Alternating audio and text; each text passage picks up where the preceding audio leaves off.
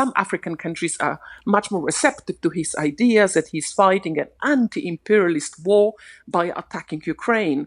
So he finds there a soft spot, and he wants to have this charm offensive and involve African leaders in some kind of peace negotiations in the same way that people talk about China. Drone attack on Moscow last night has been described by the Ukrainian President Volodymyr Zelensky as inevitable, natural, and an absolutely fair process of the war.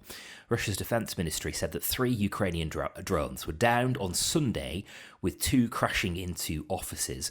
Vladimir Putin has been speaking himself today, marking the Navy Day in St. Petersburg. He's pledged to deliver more warships, 30 more warships. Last night, the Russian leader claimed that a peace deal with Ukraine via China or African leaders isn't off the table.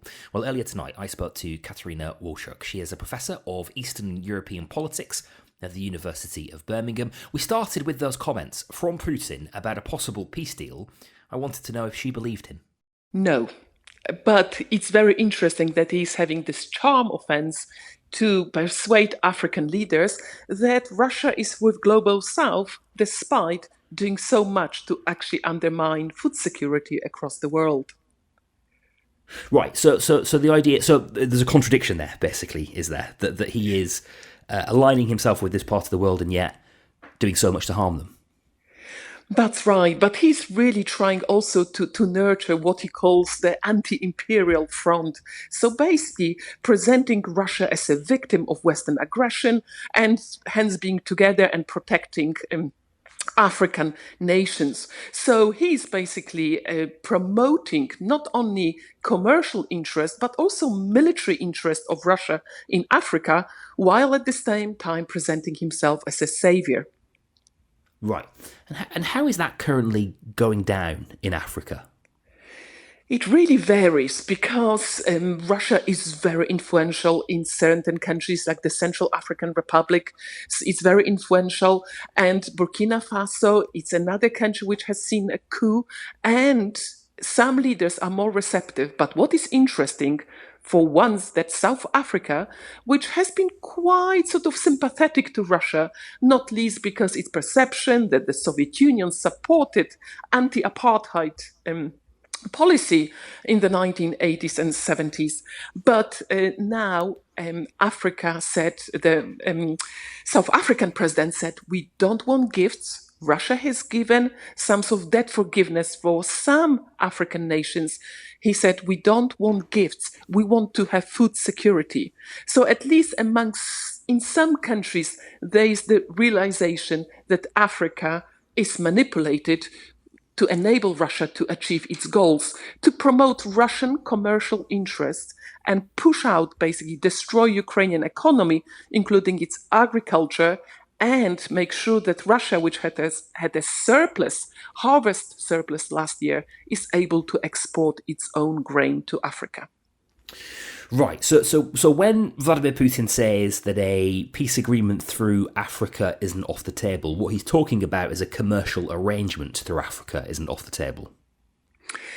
He wants basically to give them a role, but he also feels that they are much more receptive. Some African countries are much more receptive to his ideas, that he's fighting an anti-imperialist war by attacking Ukraine.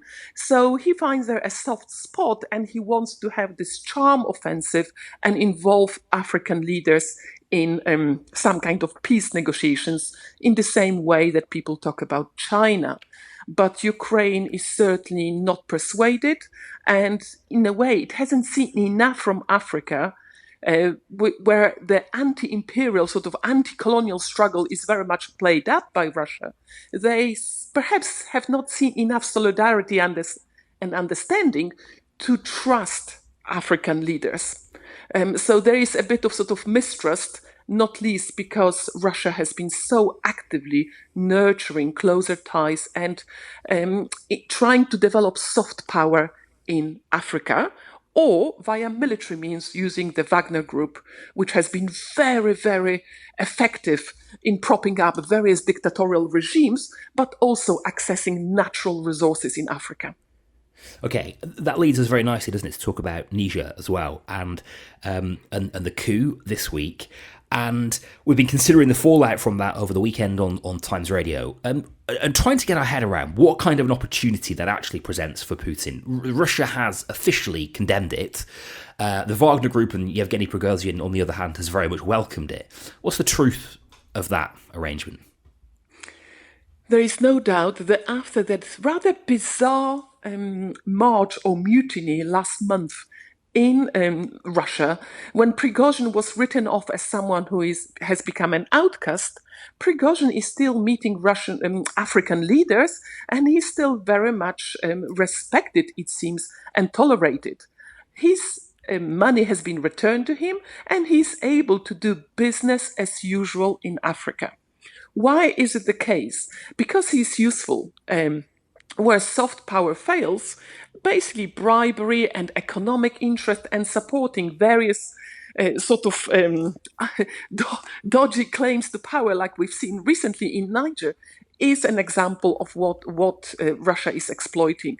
So they're using a variety of tools, from economic, energy, to food security, to supporting political leaders whenever it's convenient. There is no consistency apart from one thing, that actually Russia's interests are advanced.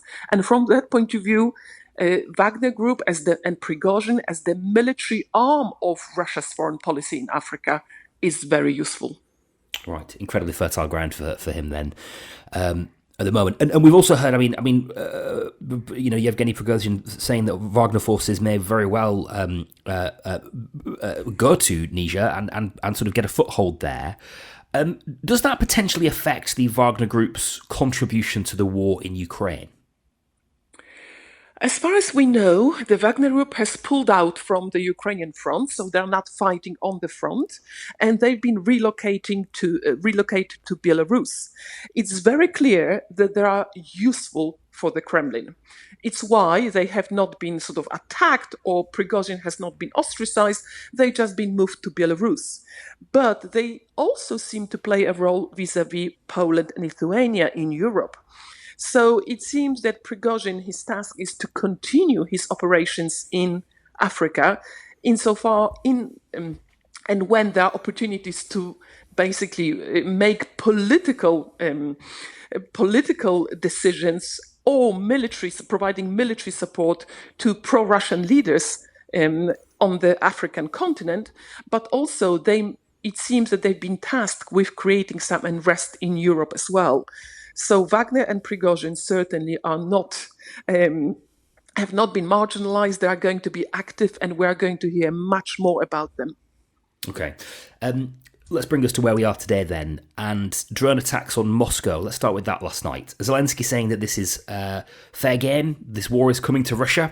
It's not the first time that we've heard that, is it? But how much weight does a Ukrainian attack on Russia, or attacks on Russia from somebody presumably supportive of Ukraine at least, how much weight does that really carry? It is important. So far, Russia has been shielded from any consequences inside Russia of its aggression vis-à-vis Ukraine. So Ukrainian cities and villages have been pretty much bombed every day, and yet because of how the West imposed constraints of any arms supplies to Ukraine, Ukraine cannot use them vis-à-vis Russia, including even bombing the basic sites where arms are used, which are deployed against Ukraine.